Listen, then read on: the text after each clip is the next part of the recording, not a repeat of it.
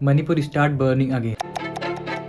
Violence, death, arson, ethnic violence. पर ऐसा हो क्यों रहा है मणिपुर में, और जो हमारी गवर्नमेंट है वो मणिपुर पर ध्यान क्यों नहीं दे रही है। मणिपुर में हो रहे वायलेंस के मेनली दो रीजन है। हम वीडियो में आगे बढ़े उससे पहले हमको ये पता होना चाहिए कि जो मणिपुर में कम्युनिटीज हैं वो कौन से रिलीजन से बिलोंग करती हैं। तो जो मैतेई कम्युनिटी है वो मोस्टली हिंदू लोग होते हैं, और जो कुकी कम्युनिटी होती है वो लोग क्रिश्चियन लोग होते हैं मोस्टली, और जो नागा कम्युनिटी है वो भी मोस्टली क्रिश्चियन ही होते हैं। जो मेन प्रॉब्लम शुरू होती है वो यही शुरू होती है, क्योंकि जो कुकी कम्युनिटी और जो नागा कम्युनिटी है उनके पास है शेड्यूल ट्राइब्स का रिजर्वेशन, और जो इसी की वजह से कुकी कम्युनिटी और जो नागा कम्युनिटी है उनको रिजर्वेशन मिलता है एजुकेशन और जॉब्स में। जो मैतेई कम्युनिटी है उनके पास ना तो ओबीसी का रिजर्वेशन है और ना ही शेड्यूल ट्राइब्स। हालांकि कुछ टाइम पहले मैतेई कम्युनिटी के पास भी शेड्यूल ट्राइब्स का रिजर्वेशन था, लेकिन उसको नेहरू जी ने छीन लिया था। अब इसी के बाद में मैतेई कम्युनिटी ने एक पिटीशन डाला हाईकोर्ट में कि उनको एसटी का दर्जा मिले, और हुआ भी कुछ ऐसा, हाईकोर्ट ने उसको पास कर दिया। और हाईकोर्ट के इसी डिसीजन के बाद मणिपुर के ऑल ट्राइबल स्टूडेंट यूनियन ने प्रोटेस्ट करना शुरू कर दिया, मार्च निकालना शुरू कर दिया। और ये मार्च जैसे ही चूड़ा चांदपुर में पहुंचता है ये मार्च वायलेंट हो जाता है। ये तो एक रीजन। और जो दूसरी और सबसे बड़ी प्रॉब्लम है उसको जानने के लिए हमको मणिपुर के जो इम्फाल वैली वहाँ पे चलना पड़ेगा। ये जो इम्फाल वैली है वो एक बाउल की तरह है। इट मीन्स कि इसके चारों ओर हिल्स हैं और बीच में समतल जमीन। समतल जमीन है वो पूरे मणिपुर का मात्र 10% एरिया है, लेकिन यहाँ पे लगभग 65% मणिपुर के लोग रहते हैं। और जो वैली की हिली एरिया है उसके नॉर्थ में नागा लोग और साउथ में कुकी कम्युनिटी के लोग रहते हैं, और समतल जमीन जो की काफी ज्यादा फर्टाइल है वहाँ पे मोस्टली मैती लोग रहते हैं। पर प्रॉब्लम की शुरुआत यहीं से होती है। जो मैती लोग हैं वो लोग हिली एरिया में जाकर जमीन नहीं ले सकते हैं, लेकिन जो हिली एरिया के लोग हैं, ये कुकी और नागा लोग, वो आके मैती लोग की जमीन ले सकते हैं। और जो तीनों कम्युनिटीज हैं वो अपने लैंड को लेकर काफी ज्यादा इनसिक्योर हैं, और मैती का इनसिक्योर होना बनता भी है क्योंकि मात्र उनके पास 10% लैंड है, उसके बावजूद भी वो लोग आगे इनके यहाँ बस रहे हैं। मैती और कुकी कम्युनिटीज के बीच में यहाँ तक प्रॉब्लम बढ़ गई है कि जो इनका पुलिस एडमिनिस्ट्रेशन है वो भी अलग अलग है। मैती कम्युनिटी का कहना है कि जो असम राइफल्स है वो की कुकी कम्युनिटीज के साइड है। कुकी कम्युनिटी का कहना है कि state police, state government, state administration ये सब मैती कम्युनिटी की साइड में है। ये जो वायलेंस हो रहा है इसमें म्यांमार के जो कुकी कम्युनिटी के लोग हैं उनका बहुत ही बड़ा हाथ है, क्योंकि वही लोग जो मोस्टली इंडिया में जो कुकी लोग रहते हैं मणिपुर में उनको वेपन सप्लाई करते हैं। आप जिसके भी हाथ में देखिए उनके हाथ में वेपन होता है, चाहे वो फीमेल हो, मेल हो, बच्चे हो। और ये लोग बस वेपन ही नहीं दे रहे हैं, ये लोग आके मैती कम्युनिटी के जमीन पर कब्जा भी कर रहे हैं, वो भी इलीगली। जो कुकी कम्युनिटी है उसके पीछे चीनो, मीजो और म्यांमार की कुकी कम्युनिटी का बहुत ही बड़ा हाथ है उनको उकसाने में, या फिर कह सकते हैं कि उनकी तरफ से लड़ने में। कुकी कम्युनिटी स्टेटहुड चाहती है, वो ये नहीं चाहती कि इंडिया का कॉन्स्टिट्यूशन हमारे यहाँ मान्य हो, और ना ही कोई IAS, IPS या फिर कोई भी जो गवर्नमेंट एम्प्लॉय है वो कि अदर रिलीजन का हो।